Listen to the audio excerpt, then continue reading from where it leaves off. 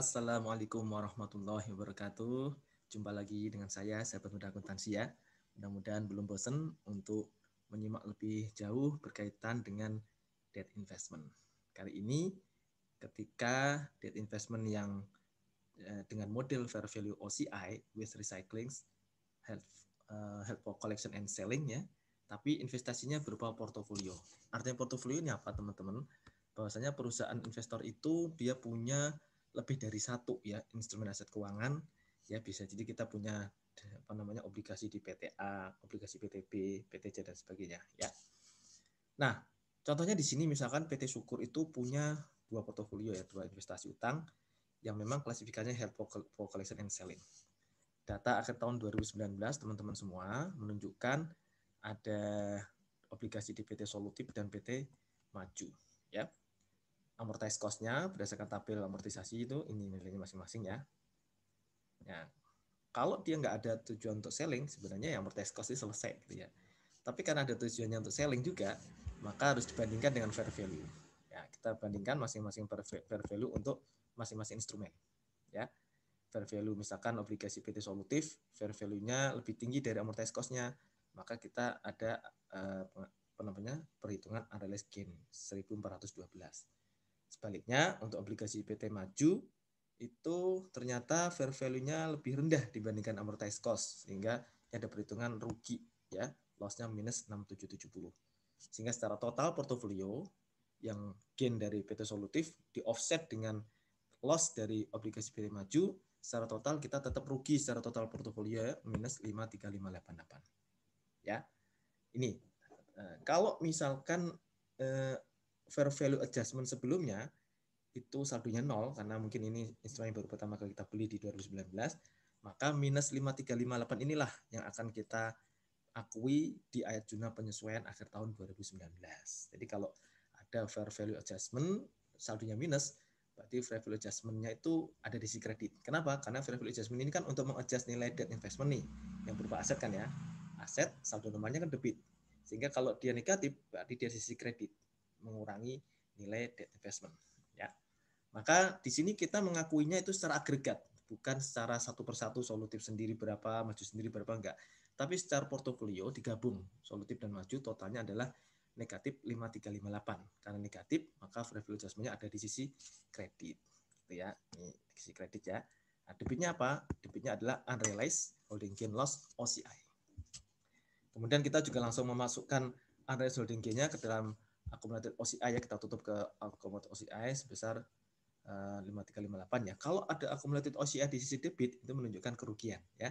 Karena ini berarti kan mengakui memang investasinya rugi, maka dicerminkan dengan akumulasi OCI yang ada di sisi debit. Ya, ibaratnya gitu. Nah, kita lanjut di transaksi 2020 ya teman-teman, setelah 31 Desember 2019. Ternyata di 1 Juli ini si PT Syukur tadi melepas salah satu obligasinya, yaitu obligasi yang ada di PT Solutif. Harga jualnya sesuai dengan nilai wajar investasi saat itu, jadi tidak ada perbedaan antara harga jual dan nilai wajarnya gitu ya, yaitu 204.500. Selain itu obligasi mempunyai amortized cost-nya 202.749. Nah, di sini memang ada perbedaan ya antara nilai wajar yang merupakan harga jualnya dengan amortized cost-nya yang merupakan carrying amount. Ada selisih gain 1.751 ya, karena kita punya carrying amount-nya cuma 202.749 tapi dijual dengan harga 204.500. Ada selisih 1.751 ya. Nah, teman-teman semua, di sini kita harus mengasumsikan ada jurnal amortisasi dan penerimaan bunga. Kita asumsikan misalkan jurnal amortisasi dan penerimaan bunga sudah dibuat ya, sudah dibuat. Jadi kita tinggal menyesuaikan saja ya. Kalau kita punya selisih fair value adjustment-nya itu adalah 1751 di 1 Juli 2020, nah, maka kita bandingkan dulu nih. Di periode sebelumnya, Desember 2019, untuk PT Solutif itu unrealized gain or loss-nya berapa? Oh ini Pak, 1412. Ya di sisi debit ya, 1412. Kemudian ini juga di sisi debit juga, karena gain ya, karena ada kenaikan nilai asetnya ya 1751 berarti adjustment-nya tambahannya adalah 339. Nah, kita mendebit fair value adjustment pada unrealized holding gain or loss OC 339. Lalu kita tutup ke akumulatif OCI. Nah, akumulatif OCI di kredit berarti menunjukkan ada keuntungan, yaitu kenaikan nilai instrumen keuangan kan gitu ya. Tuh. Ya, teman-teman ya. Ini tadi yang disimpulkan di sini ya. Hasil OCI di akhir tahun sebelumnya 1512, sekarang jadi 1751, maka kenaikannya 339. Ya. Kemudian kalau kita jual teman-teman semua, maka di sini cash dapat 245, kemudian fair value adjustment-nya tadi, mohon maaf ya, bisa loncat gini ya. Ini 22749, kemudian fair value adjustment-nya kita tutup di 1751. Kemudian unrealized loss gain or loss-nya kita recycle ya. Kemana? Ke profit or loss gitu ya. AOC-nya juga ditutup. Nah, ini teman-teman ya. Ketika ada penjualan di salah satu instrumen aset keuangan. Jadi tetap dia ngetur punyanya dia sendiri. Ya. Nah, ini untuk obligasinya PT Solutif. Terus gimana Pak nasib dari obligasi PT Maju yang belum dijual? Ya udah, berarti kan tinggal dianya. Berarti tinggal kayak kasus sebelumnya investasi tunggal ya, kita tinggal punya satu instrumen di PT Maju. Ya, waktu itu misalkan diketahui fair value-nya di akhir tahun adalah 495.000. Ya kita bandingkan aja obligasi PT Maju ya 31 Desember 2020 ya. Misalkan amortized cost-nya 490.703. Bandingkan dengan fair value 495, maka ada unrealized gain 4297. Ini posisi unrealized gain akhir tahun 2020. Kita lihat saldo fair value adjustment untuk yang PT Maju tahun 2019. Ada berapa di sana? Minus 6770. Jadi yang tadi yang negatif 6770, sekarang menjadi positif 4297, sehingga ada kenaikan yang luar biasa banyak ya, yaitu 11067. Nah, jadi seolah-olah ada kenaikan fair value adjustment, kenaikan asetnya sebanyak 11067 ya, dan ditutup di AOCI 11067. Gitu ya teman-teman ya. Ini yang menarik di sini bahwasanya bisa saja ada perbedaan tanda yang tahun lalu tadinya kita fair value adjustment di sisi kredit, ya, tahun ini malah di sisi debit, maka ayat jumlah penyelesaiannya jadi tinggal menjumlahkan yang di debit dari sisi kredit. Jadi lonjakannya luar biasa tinggi ya 11,7. Nah, bagaimana kita menyajikan debt investment untuk HFCS ini di laporan keuangan 2020? Maka kita tinggal punya tadi ya, yang punya PT Maju tadi ya, 495 ini sesuai dengan fair value-nya. Kemudian akumulasi OCI-nya masih ada 4297. Kemudian realized holding gain or loss-nya masuk ke OCI-nya ke income statement-nya ya, merealisasikan 1751. Dan unrealized-nya yang belum jadi ini ya, yang masih di OCI ya, unrealized-nya adalah 11067. Nah, maaf. Jadi debt investment memang disediakan secara net ya, sebesar fair value ya. Akan fair value adjustment-nya tidak ditampilkan dalam laporan keuangan. Nah, ini berkaitan dengan HFCS.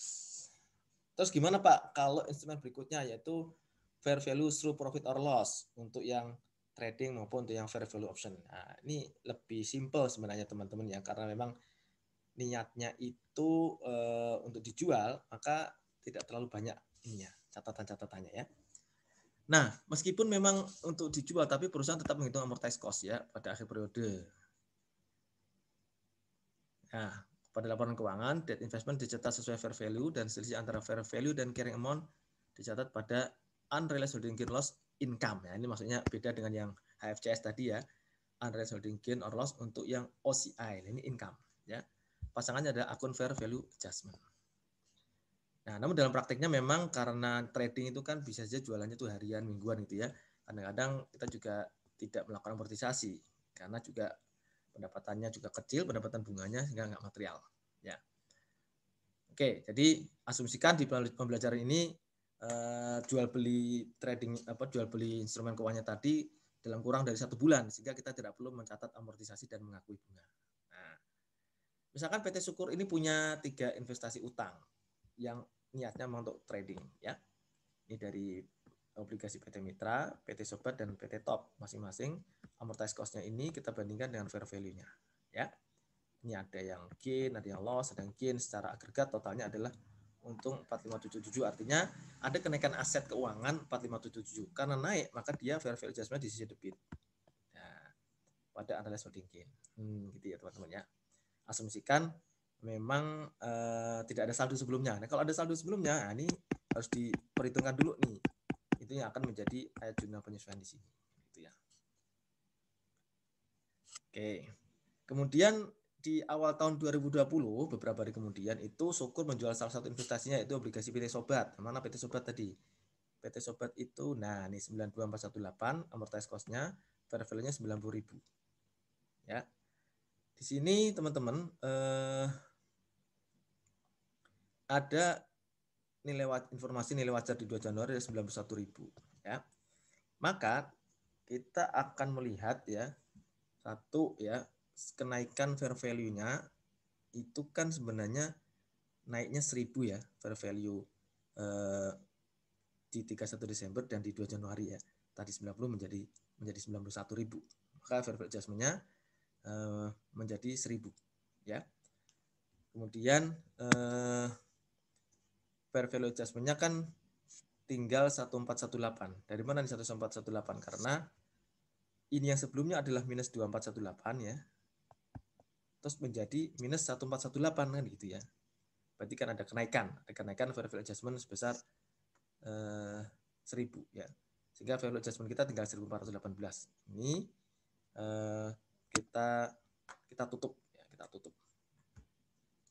Jadi yang tadi minus 2418 teman-teman, itu ternyata dengan informasi di tanggal 2 Januari itu nilai wajar kita tuh sudah 91.000 gitu loh. Sehingga kita sebenarnya hanya mengalami kerugian sebesar 1.418 kan gitu. Ya. Makanya kita sesuaikan fair value adjustment-nya naik 1.000 supaya memang sebelum kita jual, maka fair value adjustment itu di sisi kredit sebesar 1.418 kan gitu ya. Ya.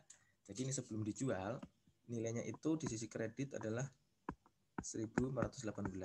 Dari mana ini? Ya karena ini kan fair value-nya kan jadi 91 nih. Ya, jadi 91 ya.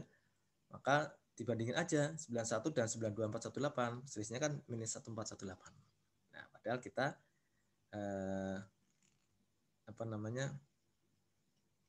tadinya minus 2418, sehingga ada kenaikan ya nilai aset ya. Fair value adjustment di debit, kreditnya adalah holding gain, kemudian kita balik ya fair value adjustment-nya karena sudah mau dijual, ini jadi di sisi debit 1418.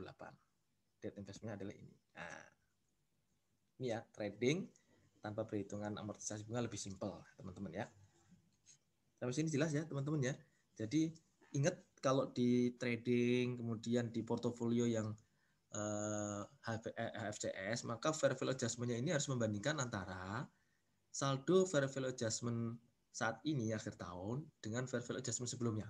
Selisihnya itulah yang akan dibuatkan untuk ayat jurnal penyesuaiannya, gitu ya. Yang terakhir untuk FTPL fair value option ya, ketika perusahaan ini punya opsi untuk merubah menjadi fair value ya. Jika perusahaan menggunakan fair value option, maka the investment dicatat sesuai fair value ya. Dan selisihnya antara value dan carrying amount itu dicatat pada unrealized holding gain or loss income juga. Pasangannya nanti langsung ke the investment. Beda dengan yang FTPL yang trading yang ke fair value adjustment, kalau ini langsung ke akun debt investment-nya ya. Misalkan ini PT Sentra membeli obligasi PT Sains dengan tujuan untuk head for collection sebenarnya. Namun untuk menghindari accounting mismatch, ini salah satu kriteria kita bisa fair value option ya. PT Sentra menggunakan fair value option ya. 31 Desember 2019 diketahui nilai amortized cost-nya adalah 200.000, sedangkan nilai wajarnya adalah 205. Maka ada kenaikan 5.000 ya. Nah, kenaikan ini langsung diakui di debt investment, bukan ke fair value adjustment. Berbeda dengan yang FTPL yang trading maupun FTPL yang bukan FTPL ya, HFCS yang fair value OCI ya. Ini langsung ke debt investment-nya. Tidak perlu menggunakan akun fair value adjustment. Sini langsung ke debt investment 5.000, sehingga ketika dijual di 2 Januari 2020, maka tinggal bandingin aja nih ternyata harga jualnya 203 ya, pada waktu itu nilai investasi nilai wajarnya ada 202. Oke. Ya, kita bandingin aja nilai wajar sebelumnya berapa. Ya. Nilai wajar sebelumnya adalah 205 ini kan ya. Nah, kemudian nilai wajar sekarang berapa? 202. Oke, naik atau turun? Turun, berarti debt investmentnya mengalami penurunan ya. 3.000. Nah, unrealized holding gain di debit berarti menunjukkan ada kerugian ya. Lalu debt investmentnya saat ini berarti tinggal 202 sesuai dengan nilai wajarnya ya. Maka ketika dijual maka tinggal mencatat uang kas yang diterima, debt investmentnya di kredit 202 sesuai nilai wajar, dan selisihnya menjadi gain on sale of investment ya. Lebih simple kalau menggunakan metode pengukuran yang FVPL, fair value option. Demikian ya teman-teman semua berkaitan dengan akuntansi debt investment. Selamat mempersiapkan diri, mudah-mudahan di kelas nanti kita bisa lebih memperdalam lagi. Semangat pagi sahabat muda akuntansi. Assalamualaikum warahmatullahi wabarakatuh.